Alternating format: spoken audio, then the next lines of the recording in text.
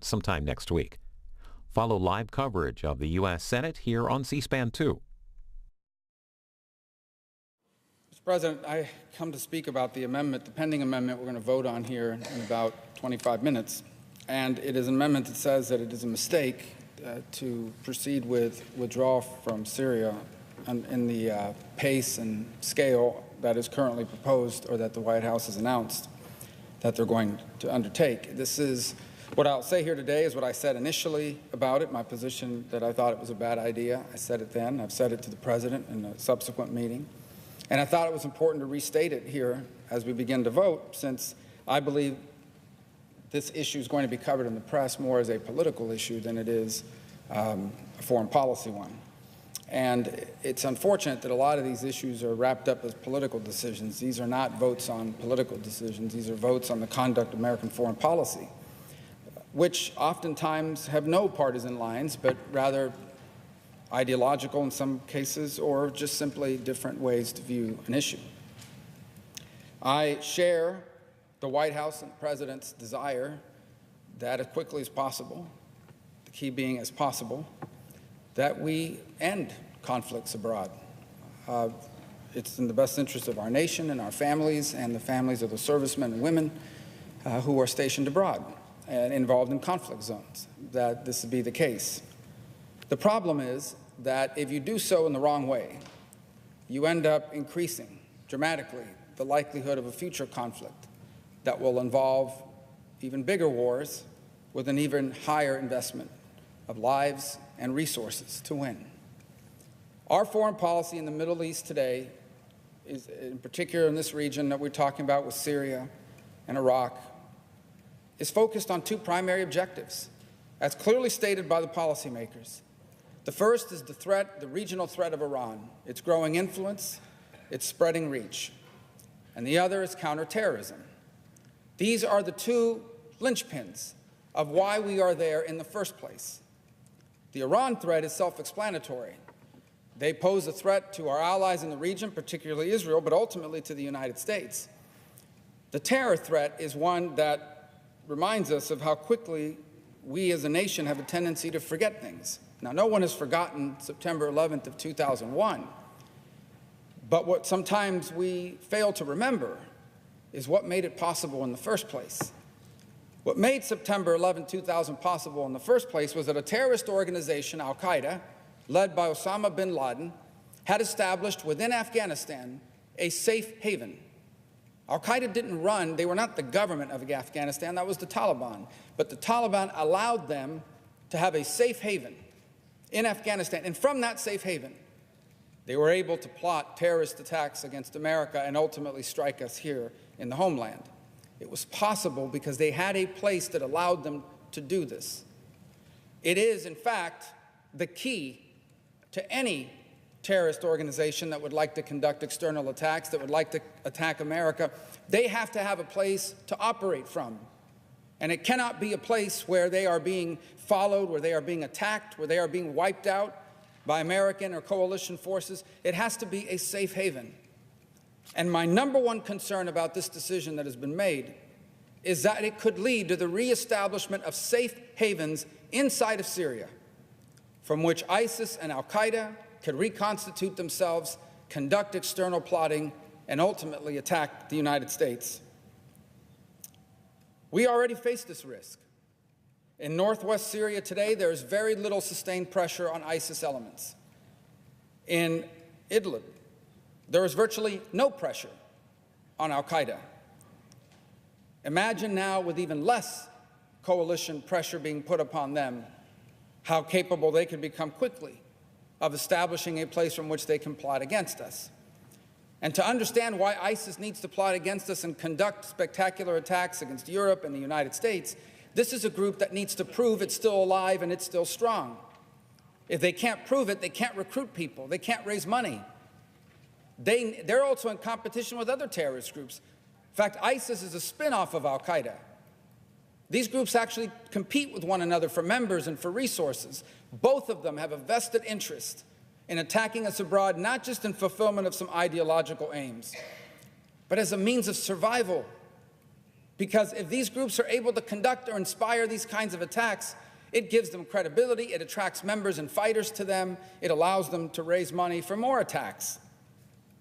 Now, some people will tell you, well, let the others that are in the region take care of them, Turkey or Iran or the regime or the Russians. The problem is none of these groups have shown any interest in fighting ISIS or limited interest. The Turks are largely interested in a buffer zone in the northern part of Syria, a buffer zone which the Kurds do not dominate because of their own internal politics. I'm not claiming that the Turks are fans of ISIS. I'm saying that ISIS is not their number one priority. Their number one priority is defeating Kurdish forces and gaining control of a buffer zone in the northern part of Syria. That is what they are going to prioritize above anything and everywhere else. They are not a reliable partner, nor do they have the capability to be a reliable partner in sustaining pressure on ISIS. Interestingly enough, if you look at what Turkey will need, even if they wanted to be a sustained partner against ISIS, you know what they would need? Logistical support from the United States of America. In essence, they can't even do what they're promising to do unless we're there with them to do it. Hence, but they don't want us to be there, which tells you they really just want us to leave so they can create this zone in the northern part of Syria. The regime only cares about ISIS if they are in population areas or if ISIS is threatening critical infrastructure. So if ISIS is taking a hold of an oil facility somewhere, they'll care. If ISIS is in the middle of a big city, they'll care. But all these other vast spaces, they don't have the resources, and frankly, they don't care. As long as they don't pose a threat to the regime, and they don't pose a threat to population centers that they want to control, and they don't pose a threat to critical infrastructure like oil. If they're not there, they're not going to spend their limited resources. Now, all things being equal, they probably want to defeat them, but they don't have the wherewithal to sustain pressure on them. They have limited resources, and they are going to invest those resources in controlling population centers and in controlling critical infrastructure. So here's the answer. If the United States and the anti-ISIS coalition is not in Syria and operating until ISIS is completely wiped out, there will be no sustained pressure on ISIS or on al-Qaeda. And they will both grow back stronger, and they will have the capability to plot against the homeland and American interests around the world. And that is something we cannot allow to happen. We cannot have happen. Now, some may say, well, we can target them. We just don't have to have 1,500 or 1,800 special operators on the ground. We don't need to do that. We can do it, through the air and so forth. ISIS is becoming an insurgency. An insurgency is much different than a group with a flag that controls buildings and territory. Those people, you can find them and you can strike them. An insurgency are people that blend into the population.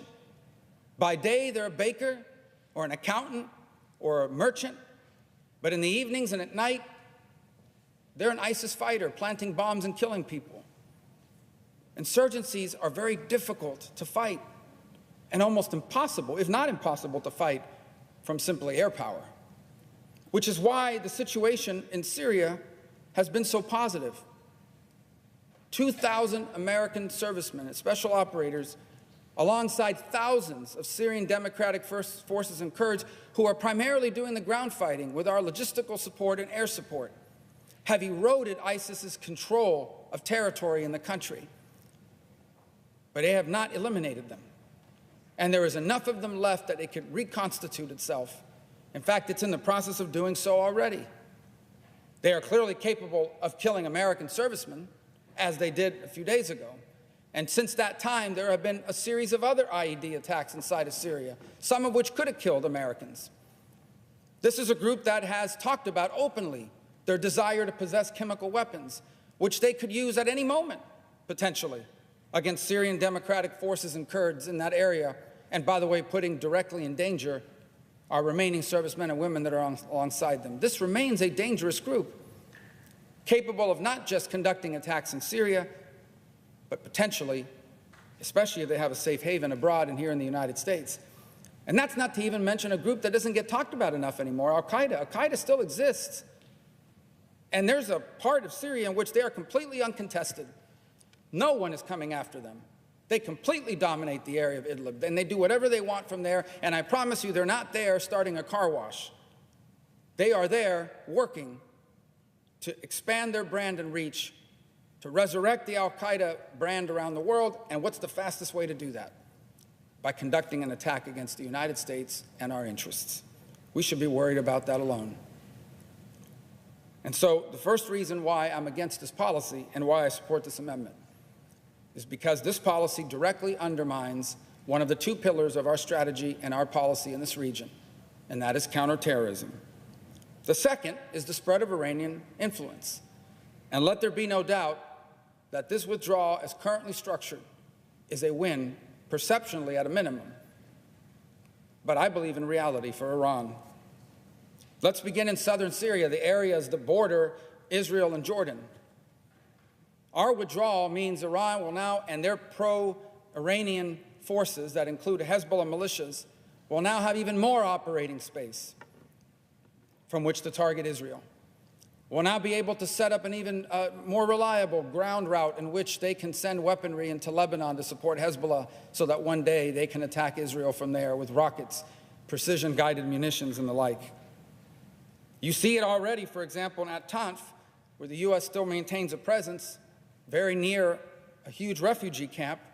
You can already see the pro-Iran, pro-regime forces beginning to encroach closer and closer upon the American position, to the point where we may have to leave simply because we no longer have a defensive posture we can sustain.